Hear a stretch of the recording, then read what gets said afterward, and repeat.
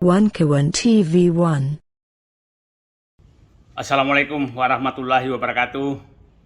31 Desember 2024, bangsa Indonesia bagaikan kena petir di siang bolong karena lembaga OCCRP mengumumkan mantan Presiden Jokowi sebagai finalis pemimpin terkorup 2024. Dan banyak yang kaget, tapi saya salah seorang yang tidak kaget karena saya memang menduga bahwa korupsi Indonesia selama pemerintahan Jokowi memang sangat-sangat marak. Nah, kemarin mantan Presiden Jokowi juga sudah memberikan klarifikasi dan seakan menantang. Tantangannya ada 4. 1, silahkan buktikan. 2, apa yang saya korupsi. 3, ini framing jahat. Yang keempat, agar ini diproses hukum saja. Nah, itu kita sekarang mau bantu rakyat untuk mengetahui apakah betul Presiden Jokowi melakukan korupsi seperti yang dituduhkan tersebut. Saya ingin mencoba merangkum kalau Jokowi memang melakukan korupsi, dibilang mana, sektor mana atau klaster mana terjadi korupsi. Saya mencoba membagi 5 klaster modus korupsi yang dilakukan oleh mantan Presiden Joko Widodo. Klaster pertama adalah klaster korupsi yang ditujukan untuk mendapatkan kekuasaan dan melanggengkan dinasti. Ini banyak contoh yang terjadi tentang hal ini. Masih ingat dulu kasus tentang ditutupnya kasus pelanggaran dan pelanggaran hutan, kemudian 3,3 juta hektar sawit itu hilang begitu saja. Nah, itu saya punya keyakinan bahwa ini ada kaitan dengan untuk melanggengkan kekuasaan, sehingga perlu untuk meredam kasus-kasus besar dan bisa terjadi negosiasi di balik pintu. Yang kedua, klaster kedua adalah itu menjarakan lawan-lawan politik. Itu klaster korupsi kedua. Kita masih ingat bagaimana kasus-kasus menteri-menteri yang terlibat tahu-tahu dihilangkan begitu saja, dan itu sudah diperiksa tapi tidak dilanjutkan. Itu adalah istilahnya korupsi sprindik. Masih ingat kasus impor garam, minyak goreng, HPH, kemudian kasus BTS dan berbagai kasus lain yang menguap begitu saja. Dan masih ingat kasus penggantian Ketua Umum Partai Golkar yang karena isu semua bahwa itu ada 11 sprindik. Itu korupsi klaster kedua.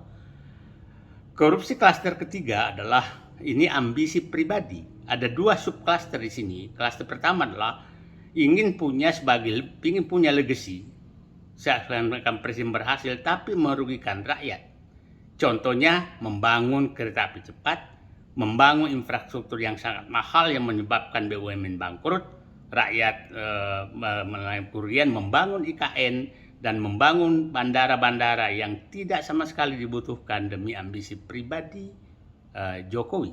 Ambisi pribadi kedua adalah terkait dengan keluarga. Masih ingat kita terkait dengan kasus penyelundupan nikel yang disebutkan oleh almarhum Faisal Basri melibatkan Airlangga Hartarto dan Bobi Nasution. Kemudian kasus Blok Medan dengan berbagai kasus. Yang keempat adalah klaster penggunaan uang negara untuk menyogok rakyat. Utang BUMN, utang negara sangat naik karena betul-betul digunakan untuk membuat bansos pencitraan yang sangat banyak. Yang dilakukan itu dalam rangka menyogok rakyat. Itu klaster keempat. Klaster kelima yang terakhir adalah klaster korupsi dengan menyogok oligarki. oligarki kita tahu bahwa ini betul-betul menjadi penyokong utama kekuasaan Jokowi dan dinasti Jokowi selama 10 tahun. Mereka lah yang mendapatkan fasilitas di berbagai tempat, di pertambangan, di perkebunan, di macam-macam. Nah, untuk melanggengkan kekuasaan Presiden Jokowi. Nah, ini puncaknya terjadi adalah oligarki adalah pemberian PSN di berbagai tempat dan fasilitas-fasilitas lain. Sangat jelas bahwa itu merugikan negara, merugikan rakyat. Anda bayangkan contoh kasus PIK 2, rakyat dipaksa dengan status PSN dan Rempang juga demikian. Nah, yang terakhir, yang paling saya was-was adalah bahwa siapa tahu sebenarnya lembaga OCCRP memberikan status mantan Presiden Joko Widodo selaku finalis pemimpin terkorup di dunia. Siapa tahu mereka memiliki data lengkap terhadap korupsi atau korupsi yang dilakukan dan disembunyikan di luar negeri. Ini yang paling was-was. Kalau itu terjadi, maka memang kita anggap bahwa siapa tahu 1 Januari 2025 OCCRP menyelamatkan negeri ini dengan membuka selebar-lebarnya korupsi yang sudah terjadi selama pemerintahan Joko Widodo. Tunggu edisi berikutnya. Terima kasih. Assalamualaikum warahmatullahi wabarakatuh.